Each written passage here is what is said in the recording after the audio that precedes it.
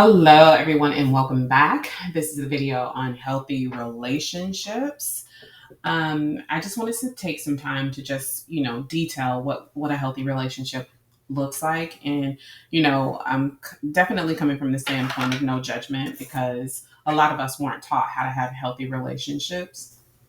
And we really just kind of repeated patterns we saw in childhood, we saw on television, we saw in real life, our friends' home, wherever we saw these relationships, we patterned our relationship style off those relationships. And then when we actually got into relationships, those things were of course adjusted based on our experiences, right? And so some of us started off with some really unhealthy patterns when it comes to relationship. And so relationships. And I just want to detail like what a healthier relationship looks like. And then, just talk about how to get yourself there. This year, I started to do a lot of marriage counseling. Now, I've always avoided marriage counseling. Um, like the plague. It's really complicated. It can be very draining. There's just a lot going on, right? And the reason why I started doing it because I realized it's like marriage is, I don't want to say is no different from any other relationship, but the healthy principles of a relationship just are all across different relationships, whether it's friendships, whether it's family relationships, marriage, like those healthy tenets are across the board. And of course, there are going to be some nuances, some differences in each of those relationships, but the base point is the same, right? And so research shows that if you have good social relationships, they're really critical to optimal health, both mentally and physically, right? I just had a session with a client the other day, and there was this like gossip situation between friends, and she didn't mean to just kind of spill the tea to one set of friends. Well, no, to one friend. About this other set of friends, and she felt sick to her stomach. She felt sick to her stomach. Her head was hurting, and she was ill all day until we had that session and just kind of talk through things. And so to me, that's like a concrete example of how it can just affect you mentally and physically, right? And so if you're in healthy relationships, then you're more likely to have healthier behaviors where you're laughing and you're joyful and you don't feel that stress of tension of something going wrong between you and the person that you care about, right? And when I go through like what's good about relationships and how to have healthy relationships, just understand that none are perfect, right? You sometimes people will have a mix of healthy and unhealthy characteristics, and that's why it's hard to just kind of identify some of the unhealthy stuff because it's surrounded by healthy practices, right? And you will have to do you'll have to do some thinking, like and don't think the entire relationship. And what I was trying to say, I cut myself off. Do some thinking about how to change the dynamic, right? And you don't have to think because um, we have some unhealthy things going on that the entire relationship is unhealthy. Now, that doesn't mean that if you have a lot of unhealthy or the unhealthy pieces of your relationship are big and loud and greater than what's healthy, then you have to do you have to do some evaluation in regards to whether you need to be in that relationship or not. And so one of the biggest questions is, do you trust one another, right? And trust is huge, right? If you're checking phones, if you feel like the person is lying, or you feel like you're moving a little funny, that's a little shady, I'm not really sure what's going on here, then you need to ask yourself, do you trust that person? Because again, that's that anxiety, that's the sweating, the sickness, the your mind never resting. And I remember that going through relationships as a young adult, because I love love. Oh, I love love. Especially, I don't know how old I was when I got my hands on my first romance. Oh, romance novels had me in a chokehold. But it just gave me this very idealistic view of love and what it looks like. And we don't even want to go with how long it took me to just kind of dismantle all of that. But you definitely want to make sure you can trust the person you're with. Do you respect each other, right? And respect means I'm looking out for you, right? I'm not going to talk to you crazy. I'm not going to do anything that I know upsets you. I'm going to check in with you. Like, how are you? Like, are you good? Like, do I need to do something for you? Do you want something? That's, and your boundaries are a part of that respect, right? If you say you're uncomfortable with something, then the person you're in a relationship with should be able to say, you know what, I'm sorry, it wasn't my intent to make you uncomfortable. I'm gonna pull back. Like, I won't do that, right? Do you support each other's interests and efforts, right? I don't want to be in a relationship where I'm excited about an idea and the person that I'm in partnership with is like, ugh, I don't know. I don't know about that. I don't know about that. Now, let's say now, and that's within reason, because if I come out and I'm like, I'm the next Bill Gates, but I'm sitting on the couch every day and I don't have any effort or any interest in anything, and then the person should say, I don't know about that. You might want to rethink that, or just kind of really coach me, like, well, what are your goals to get there? Okay, well, things like that, and that's still supporting you, but it's also keeping you realistic, right? Are you open and honest with each other? That's important. Once you tell a lie in some of these relationships, and once you get to lying, then I'm gonna think, is that a lie? Is that a lie? No, that sounds like a lie. And I start to do this evaluative thing that's going to be a barrier in between you and I creating intimacy. And we'll definitely talk about intimacy later, because when you say intimacy, most people think about sex, and that's when I say intimacy, I'm talking about something other than, and it could include sex, but I'm talking about something other than. So, are you able to maintain your individual identity in a relationship? Are you still able to see yourself and be yourself? Now, I will say, in what I've learned in human behavior over time, that sometimes when you're in a group of people, you do happen to change and just kind of, I don't want to say morph into each other, but like there's some habits and idiosyncrasies that you'll just kind of pick up that your partner has that you didn't have before them. That's normal. But like if you're a whole clone, pull back, redefine yourself, keep your friendships. Like if it's a romantic relationship, keep your friends, right? Keep connection with your family, and beware of a partner that wants you all to themselves, in the sense that you can't go with your friends, you can't be with your family. That's a little bit of a red flag. So do you feel and express your fondness and affection, right? Like, I don't want to be in a house where I'm just looking at someone like, ugh, you make me sick. I can't stand you. I never want to see you again in life. Like, I want to be happy to see you. I want to have fun. I want to play and joke around and just have a good time with you. Like, feel like you're my person. For the Grey's Anatomy fans, you are my person. Is there equality and fairness in your relationship? And I'll say this: equality and fairness is different for everybody, right? And that comes to the conversation of gender roles. I feel like or beyond that, right? I feel like you can identify what's equal and fair in your own relationships, right? For me, I'm pretty traditional, but not really.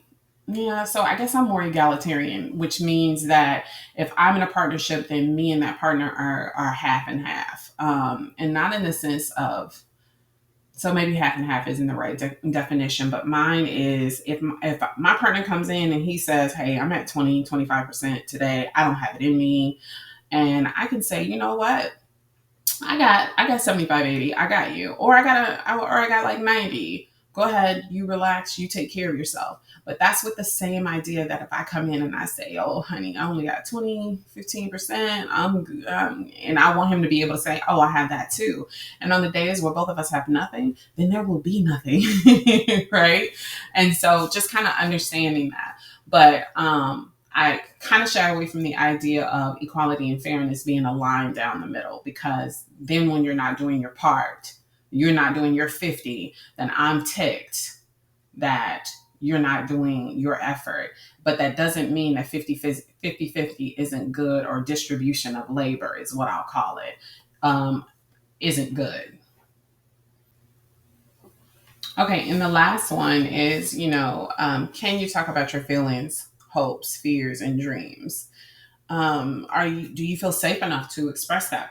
those things to the person you're in relationship with, whether that's romantic or friendship or family, without feeling unsafe. Like they're going to ridicule you, or they're going to just kind of just rain on your parade, just make you feel like, okay, well, that was dumb, you can't do that.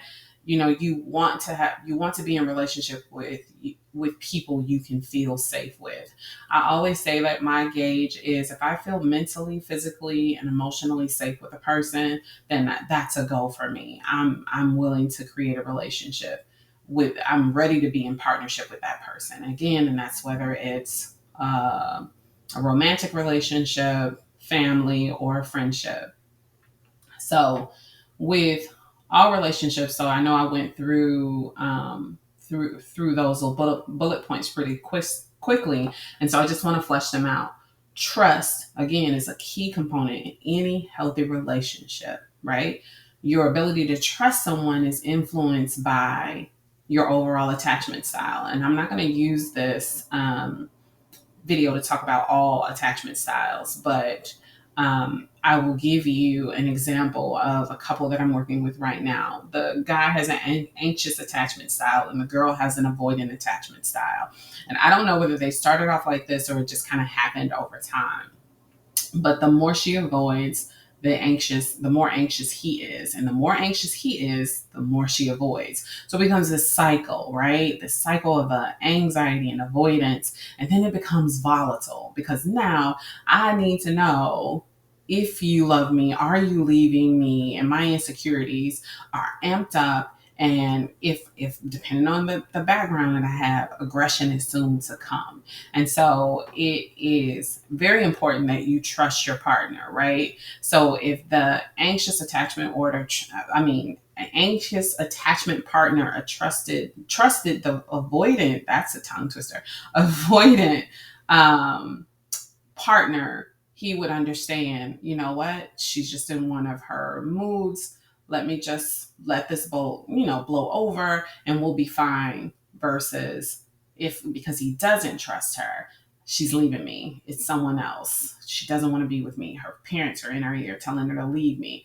It becomes a thing, right? So trust is very important.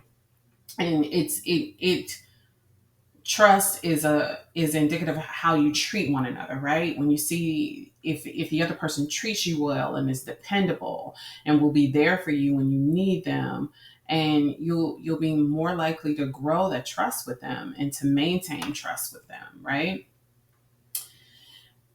Openness and self-disclosure, another, is feeling able to be yourself, right? There's nothing like um, the ability to be silly and goofy with someone, and just open, and, just laying it all bare, like saying these weird thoughts that you have, in your head. I remember telling my significant other about this thing I had with knives. Like, I think I mentioned it in one of the last year videos, but I'm one of those people. I'm sorry, it's a little weird, but I hide my knives because I watch way too many crime shows.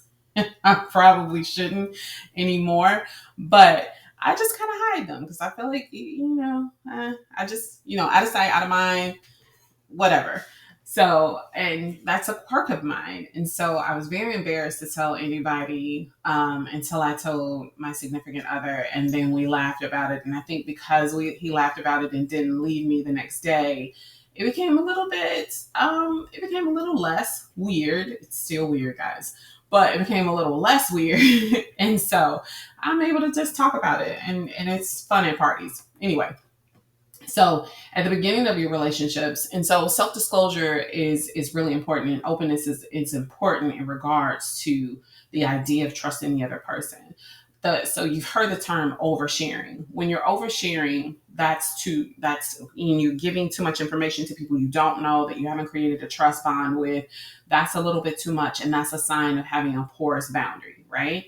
A healthy boundary is waiting until you know a person, trusting them, understanding that they have a little bit of understanding with you, and you've built some intimate capital with them. Um, and just, reveal those things, because over time an intimate relationship increases between partners. and it begins to reveal more of your thoughts and opinions and beliefs and interests and memories of one another, which just creates a connection. Like that's where you create that intimacy. That openness will help you create an intimacy with your partner. And that, so one indicator that I often say to people, when you get to the point in your relationship where you're afraid to tell your partner something because they may go off, or they may um, yell, or there may be a mood shift, like all of those things that you want to avoid, then that's a sign that, intimacy is faltering. And so trying to have conversations to, try to repair that, right? And a lot of remedies to that I suggest is just kind of having fun. Like when people are having fun, it's a little bit easier to feel close and connected, right? Because the reason why I'm disconnecting is because you're going to say something that aggravates me. The mood is going to shift. We're going to walk around the house and not talk to each other. And I don't mean this just for romantic relationships. I also mean it for families. You guys know, if you say something to your mother, father, sister, or brother and it's off, you can walk around the house all day and not say a thing to each other. And it's uncomfortable. Like nobody wants to be in that environment. But for what I typically do is I prescribe a family game night or a couples game night. Whatever your family structure looks like, I always put some game nights in there. And then I'll also put either a compliment jar or good job jar for kids, so that it can, again, just kind of break down that barrier. Because a lot of times when we have relationships, we do a lot of critiquing in the relationship, and that's typical because we're parented through critique and criticism versus yay, good job. What we now call, is it positive parenting? I don't know, I forgot, but you guys know what I mean, like that, coming from a positive perspective. And so once you change those things, I found that couples and families are able to just kind of open up. And so have healthy boundaries, right? Although everybody has different needs, right? But it's important to find ways to compromise while maintaining your boundaries, right? And boundaries aren't about being secret, but it's a way you establish your that you have your own needs and expectations in this relationship, in this connection, right? Healthy boundaries are unique to each individual, right? You can't expect someone to feel and be the way you are in regards to their boundaries. Everybody's going to have something different, and it's good to me for you to discuss boundaries um, really in the beginning of the relationship, and not that you have to sit at the table and with your family or anybody else and just kind of have this whole list of things. My boundary is this, my boundary is that. You don't. It's just that once you're getting to know each other and that person tread on a boundary, they don't know it. And instead of you just saying to yourself, like, I'm going to leave that alone, if you leave it alone, that's going to come back up, because to me, silence is agreement. And so when it happens, you can always say, hey, that didn't feel comfortable to me. Like when I said I didn't have the time to help, I really didn't have the time to help. And when you pressured me into it, it felt awkward and weird to tell you no, but it didn't feel good for me to just kind of participate when I didn't want to. And just explaining it in that way without just, blaming the person and saying, well, you were just too much, you were extra. But that's a kind of boundary you want to establish, and just have people understand that, hey, if I do tread upon her boundary, she's going to say something, or he's going to say something, right? And then if you're not communicating your boundaries, your partner is going to have an unhealthy expectation of you, right? Okay, yeah. So really quickly, I want to make a disclaimer. Like some of my examples may go to the heterosexual relationships, and not with the intent to be heteronormative, but I don't know enough about the culture of relationships in LGBTQIA plus communities. I still believe that the basic tenets, again, in relationships will will apply, because again, it's just basic relationship tenets. But I don't want this to come off as a video that's just kind of promoting, again, heteronormative relationships. It is definitely not that. And so, um, okay, so, and the reason why we talk about that unhealthy, the boundaries, is because if you don't communicate your boundaries, then you will create unhealthy expectations in your relationship. I often say that if you are initially dating someone, right, and you're cooking all the time or you're cleaning all the time, you don't ask them to do anything. Well, you're setting the stage in that relationship for to cook and clean all the time, right? You're not communicating a boundary. And I mean that because sometimes I've had women or just come or men just come into session and say, well, they never cook, they never clean. Well, was it ever a requirement? Well, I'm tired sometimes and they never chip in and help. Okay, when you were tired other times, did you require them to chip in and help? And so, and early on in relationships, you have to communicate what your requirements are in that relationship, because if you just kind of tamper down and say, okay, that's fine, I'm going to do it for now, it'll change later, it will not change later. You're creating a pattern. And when it comes to breaking that pattern, it is almost an impossibility when it comes to certain partners. Communicate your expectations up front, communicate your requirements up front, right? And it's just that easy. In mutual respect, in healthy relationships, people have a shared level of respect, right? You don't demean or belittle one another. You offer support and security, right? You listen to one another. No procrastinating. No stonewalling. And stonewalling is when you have that one partner that shuts all the way down, doesn't say anything. There was it's a very unhealthy thing, that shutting down completely. um I saw this meme a long time ago that said silence is violence, and I thought it was hilarious. And I'm not saying silence is that extreme, but what I'm saying is silence can do so many negative things in partnerships, especially if you have an anxious partner. The what it'll do to their brain is just not nice to do, right?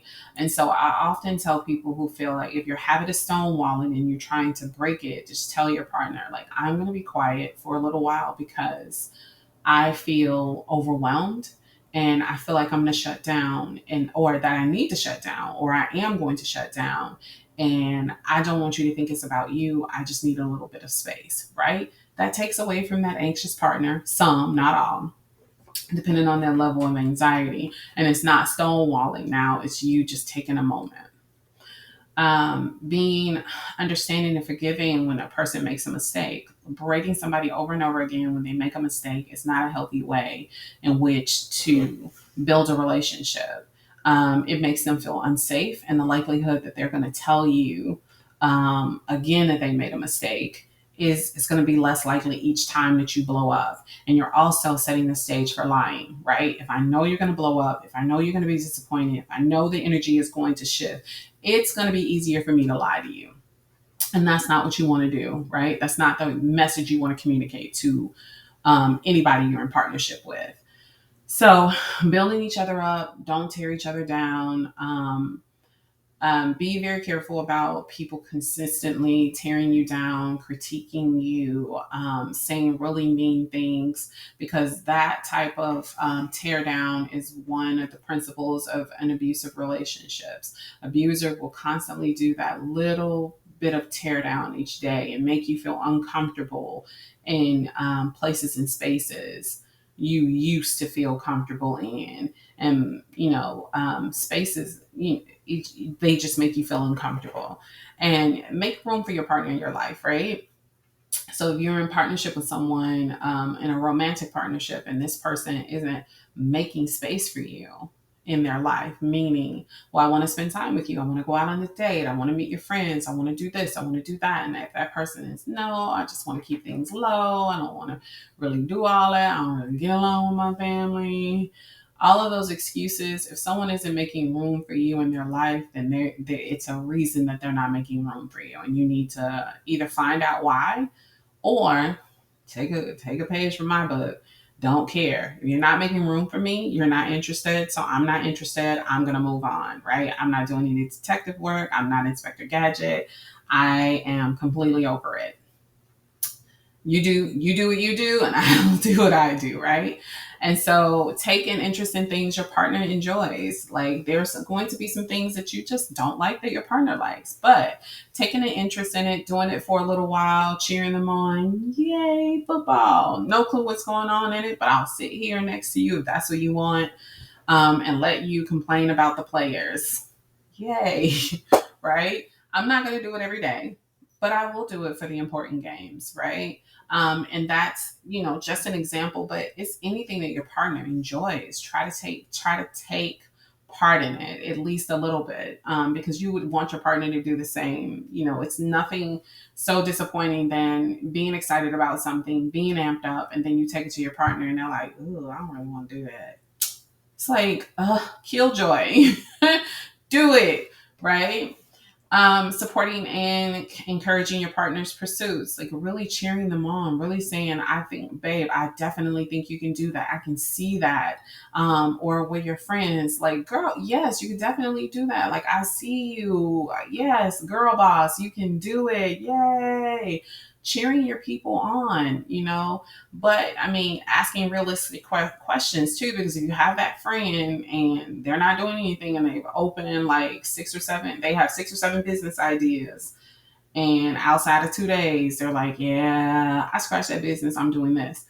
Ask some questions. Like, okay, just ask some questions. Of course, don't squelch them because that 8th idea might be the business they actually open. Have empathy for one another. A lot of times, I don't think we continue empathy throughout relationships. Like there's a defensiveness that builds up sometimes when emotional safety and intimacy is low.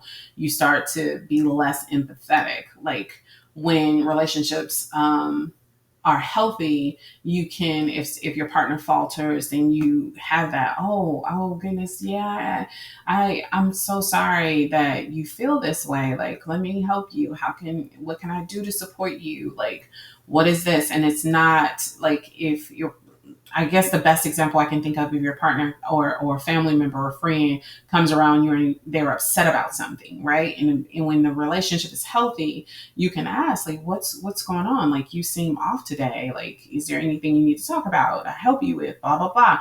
Like you go through it. Versus if the intimacy is low and you don't feel safe with this person and you have all these other unhealthy things going in a relationship, when they come around you angry, the first thing you think is, oh, they're angry at me. Oh, this energy is for me. Well, I'm about to give this energy back. You can have it, right? And it's this toxic cycle that you really don't need to have if you still remain empathetic to that person. And sometimes you get in relationships where I just, like last night, they were a good example. Like I told them, like somebody has to stop the cycle, right? Don't wait on the other partner, because the wife made a comment and she said, "Well, I will if you will." And I said, "Well, then you guys won't." Because if you're waiting on that person to make a change or do something different, they may not. And I'm not saying be the first one to do it if you're always the first one to do it. If you're always the first one, then that's a whole different conversation. And I won't get into that in this video because that is more of a therapy situation to me. So, the next thing we'll talk about is love and affection. Okay, so a lot of healthy relationships are characterized by love and affection, right? A relationship often begins with in this example, I'm just talking about like romantic relationships. It often begins with passion or love or intense longing, strong feelings, the need to maintain physical closeness. This eventually turns into a compassionate love, which is marked by feelings of affection, trust, intimacy, and commitment. It starts to feel a little bit more, I mean, still feels like a romantic partnership, but it feels like a friendship also, right? And you can tell, a lot of couples can tell when their relationship shifts from that, just kind of that puppy love is what they call it, to the actual long lasting friendship kind of thing that it grows into. I mean, and that's how things go. Like initially it's good, it's fun, it's new, and you have these intense feelings. That's a part of building the intimacy, and it's helping those feelings help intimacy grow fairly quickly, right? And then the next thing you have to do is that maintenance phase. um it's the same way with, and so love and affection is, it's played out different ways for different couples. People often talk about that in regards to love language. um, I am a big proponent of loving people the way they want to be loved, as long as you're not just kind of overstepping your own boundaries, right? That example I often use is, if a person loves physical touch, then just make sure you're connecting with them in some way, some physical touch, to let them know that they love you, whether it's a hug, or you love them, or you're thinking about them in some way, whether it's a hug, hand holding, kiss on the cheek, if you're talking about your parents or whatever, just kind of let people know that you love them and that you have an affection for them. Say nice things more. I don't know how many times where I just kind of have to do homework in families or romantic relationships, marriages, to say, be nice to each other, say nice things. Like, people don't compliment each other anymore. Um, just, it's okay to tell, like, a kid to say to your mom, like, you look really beautiful in that, like, I love that outfit on you, or your hair looks really good today. If we think about how busy our parents are, they probably hardly ever hear compliments, unless they're doing something, dressing up for a special event, and then people will compliment. But day to day, do they get to hear those nice things? And people need to hear it. Um, good communication. Oh, I cannot stress this enough. Good communication. I can't tell you the amount of people who have come into therapy session heated, I mean, annoyed, aggravated, mad, and on the verge of divorce. But when we talk everything through, it is very simple communication. People have made assumptions, people are defensive, and then when I'm defensive and I made an assumption, you're going to do the same thing, and we're going to be in this vicious fight. And before we know it, it's like, are we really arguing about the keys being in a different place, or are we arguing about something else?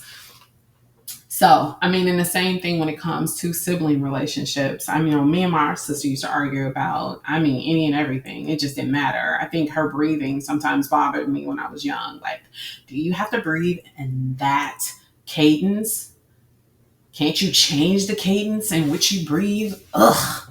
Like, she was annoying, and I'm sure I was annoying to her, because we were so close in age. But it's just things like that, communicating. Like, I very well could have said, like, I'm not in a really good mood right now, so I know that you want to be in my room, but can you go into your room? Can you be in your space? Right? Because I don't have the room for you right now. And I often tell people that, like, I don't know if I have the space for this. And when I say space, that means I don't know if I have the mental or emotional capacity in which to help you, or to be there in the way in which you need me. And I don't say it in an ugly way, but I might as well put it on a t-shirt. I love it. It's my favorite. I just don't have it right now, guys. So, healthy, long lasting relationships, whether they're friendships or romantic partnership, it really requires the ability to communicate well. Being able to communicate doesn't mean having conflicts. And that's the thing that really stops people from having these really necessary conversations, because you immediately go to the idea that, oh, if I bring that up, it's going to be conflictual. Well, if you think it is, and I mean, well, if you assume it is, you're going to be less likely to bring the conversation up.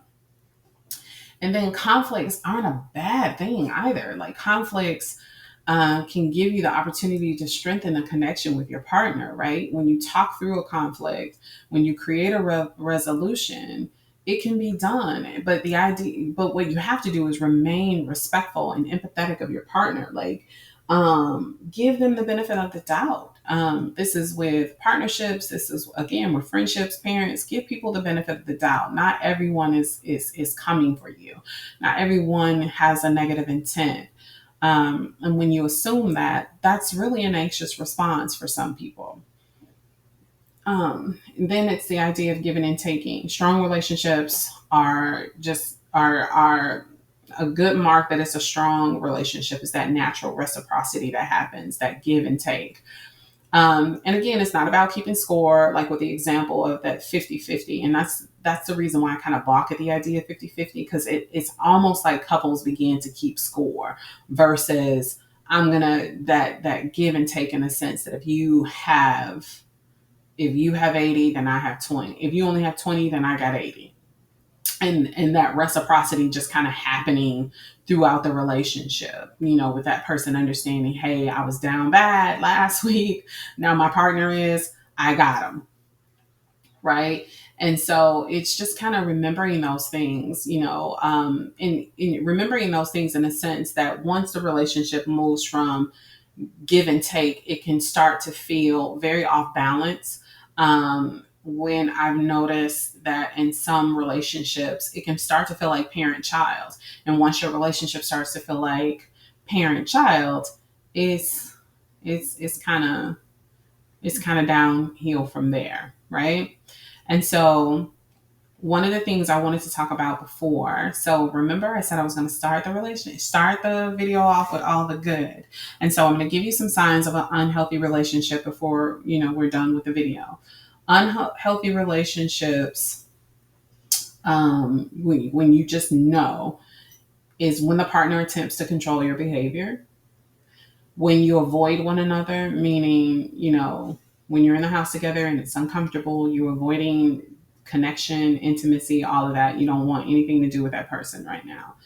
Being afraid to share your thoughts or opinions, being pressured to quit things you enjoy, criticism of what you do, who you spend time with, and how you dress, feeling pressured to change who you are, feeling that spending time together is an obligation, like I'm forced to, I have to, lack of fairness when settling conflicts. If you walk away feeling like this person didn't see or hear me, doesn't understand what I want or need, that's a problem. Lack of privacy or pressure to share every detail of your life. I've often had partners ask another person in the relationship, well, what did you guys talk about in therapy? Well, that's private. And you don't ask people that. So, neglecting your own needs and putting your partners first. Poor communication, unequal control over shared resources such as money and transportation, and overall yelling. I'm not going to have a conversation with you if you're yelling at me. I am sensitive. I don't want to be yelled at. I want to be loved. I don't want to be yelled at. And so, with those things that I just named, if one or more of those are happening in your relationship, and for some people it's going to be way more, please seek a therapist. Please seek help. Most relationships, I know, our relationships should make you feel good and happy and safe and secure in them. If you don't, then that's probably a relationship you need to leave. And if you don't feel comfortable leaving just yet, try to get that partner to make adjustments and bring them to therapy so you guys can work things out. It was great talking to you, and I'll see you in the next video.